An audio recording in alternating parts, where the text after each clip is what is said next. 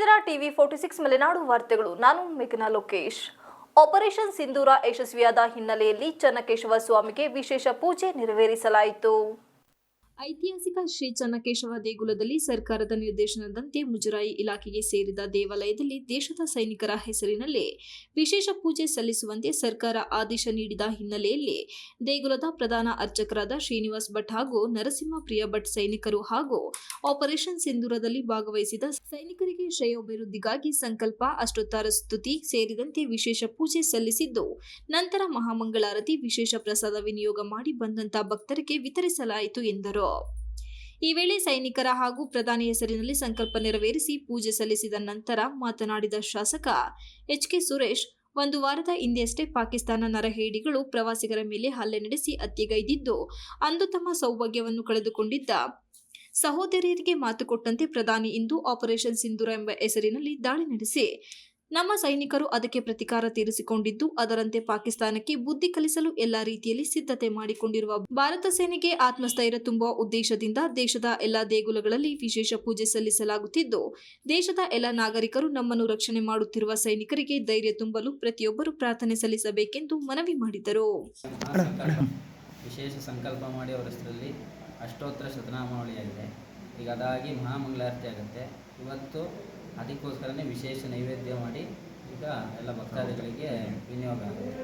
ಆಮೇಲೆ ತೀರ್ಥಪ್ರಸಾದ ಏಳಿಗೆಗಾಗಿ ನಮ್ಮ ಏನು ಪ್ರಧಾನಮಂತ್ರಿಗಳು ಅವರೆಲ್ಲ ತಗೊಂಡ ನಿರ್ಧಾರಗಳನ್ನು ಎಲ್ಲರೂ ನಿಸ್ಸಂಶಯವಾಗಿ ಸಂತೋಷ ಸ್ವಾಗತಿಸುತ್ತಾ ಇನ್ನು ಮುಂದೆ ಇನ್ನೂ ಹೆಚ್ಚಿನ ರೀತಿಯಲ್ಲಿ ಅವನ್ನು ಸದೆ ಬೆಳೆದು ನಮ್ಮ ಈ ಭಾರತದ ಭೌತಿಕ ವಿಜಯ ಸಾಧನೆ ಮಾಡಲಿ ಅಂತ ಈ ಮೂಲಕ ಅವರಿಗೆ ಆತ್ಮಸ್ಥೈರ್ಯ ಕೇಶವ ಕೊಡಲಿ ಅಂತ ಕೇಳಿಕೊಂಡು ಈ ಪ್ರಾರ್ಥನೆ ಮಾಡ್ತಾ ಇವತ್ತಿನ ವಿಶೇಷ ಪೂಜೆ ಈಗ ಪ್ರಾರಂಭ ಮಾಡಿ ಅವರಿಗೆ ಏನು ನಮ್ಮ ಹಿಂದೂಗಳ ಇದಕ್ಕೆ ಸದ್ಗತಿಗೋಸ್ಕರ ಪ್ರಾರ್ಥನೆ ಮಾಡ್ತಾ ಅವರಿಗೆ ಇನ್ನೂ ಹೆಚ್ಚಿನ ರೀತಿಯಲ್ಲಿ ಉತ್ತರ ಮಾಡಿ ನಮ್ಮ ಶಾಂತಿ ನೆಲೆಸಲಿ ಅಂತ ಈ ಶ್ರೀ ಕೇಶವನಲ್ಲಿ ಪ್ರಾರ್ಥನೆ ಮಾಡ್ತಾ ನಮ್ಮ ಎರಡು ಮಾತುಗಳನ್ನು ರಾಜ್ಯ ಸರ್ಕಾರದ ಆದೇಶದಂತೆ ಇವತ್ತಿನ ದಿನ ಅವರ ಹೆಸರಲ್ಲಿ ಪೂರ್ತಿ ವಿಶೇಷವಾಗಿ ಯೋಧರ ಸದ್ಗತಿಗಾಗಿ ಅವರಿಗೆ ಇನ್ನೂ ಹೆಚ್ಚಿನ ಶಕ್ತಿ ಆತ್ಮಸ್ಥೈರ್ಯ ಶಕ್ತಿಗಳಿಂದ ಪ್ರಾರ್ಥನೆ ಮಾಡ್ತಾ ಅವರಿಗೆ ಆತ್ಮಸ್ಥೈರ್ಯ ತುಂಬಲಿ ಅಂತ ಕೇಶವನ ಪ್ರಾರ್ಥನೆ ಮಾಡ್ತಾ ವಿಶೇಷ ಪೂಜೆ ಮಾಡಿ ಅವರಿಗೆ ಇನ್ನೂ ಧೈರ್ಯ ಬರಲಿ ಅಂತೇಳಿ ಪ್ರಾರ್ಥನೆ ಮಾಡ್ತಾ ಈಗ ಅವರ ಹೆಸರಿನಲ್ಲಿ ಸಂಕಲ್ಪ ಮಾಡಿ ಇನ್ನು ಮುಂದೆ ವಿಶೇಷ ಪೂಜೆಗಳನ್ನು ನೆರವೇರ್ತಾ ಇದ್ದೇವೆ.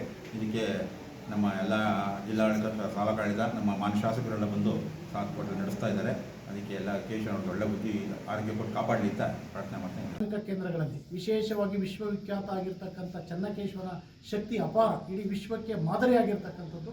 ಇವತ್ತೆಲ್ಲ ನಮ್ಮ ಪುರೋಹಿತ ವೃಂದದವರು ಬೆಳಗ್ಗಿನಿಂದಲೂ ಸಹ ಜಪ ಅವರವನ್ನು ಮಾಡಿ ಈ ದೇಶಕ್ಕೆ ಶಾಂತಿಯನ್ನು ಕೊಡಲಿ, ಈ ದೇಶದಲ್ಲಿ ಸಮೃದ್ಧಿಯನ್ನು ಕೊಡಲಿ, ನೆಮ್ಮದಿಯ ಜೀವನವನ್ನು ನಡೆಸಲಿ, ಈ ದೇಶವನ್ನು ಮುನ್ನಡೆಸ್ತಕ್ಕಂಥ ಸನ್ಮಾನ್ಯ ನರೇಂದ್ರ ಮೋದಿಯವರಿಗೆ ಅತಿ ಹೆಚ್ಚು ಶಕ್ತಿಯನ್ನು ಕೊಡಲಿ ಅಂತಕ್ಕಂಥ ಸಂಕಲ್ಪದೊಂದಿಗೆ ಇವತ್ತೆಲ್ಲ ನನ್ನ ಪುರೋಹಿತ ವರ್ಗದವರು ಇವತ್ತು ಪೂಜೆಯನ್ನು ಸಲ್ಲಿಸಿದ್ದಾರೆ. ಹಾಗಾಗಿ ಈ ದೇಶಕ್ಕೆ ನೆಮ್ಮದಿಗೋಸ್ಕರ ಮತ್ತು ಈ ದೇಶದ ಶಾಂತಿಗೋಸ್ಕರ ಈ ಸೈನಿಕರ ಒಂದು ಆತ್ಮಸ್ಥೈರ್ಯ ಹೆಚ್ಚಿಸ್ತಕ್ಕಂಥದ್ದು.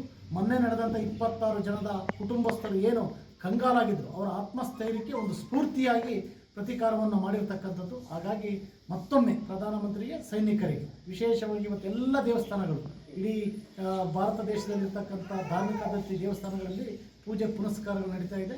ಇದು ವಿಶ್ವವಿಖ್ಯಾತ ಆಗಿರ್ತಕ್ಕಂಥದ್ದು. ಬಹುಶಃ ಚನ್ನಕೇಶ್ವರ ದೇವಸ್ಥಾನ ತುಂಬ ಪವಿತ್ರ. ಅಲ್ಲದೆ ತಾಲೂಕಿನ ಎಲ್ಲ ದೇವಾಲಯದಲ್ಲಿ ಸೈನಿಕರ ಹೆಸರಿನಲ್ಲಿ ಪೂಜೆ ಸಲ್ಲಿಸುವಂತೆ ಸೂಚಿಸಲಾಗಿದೆ ಎಂದರು.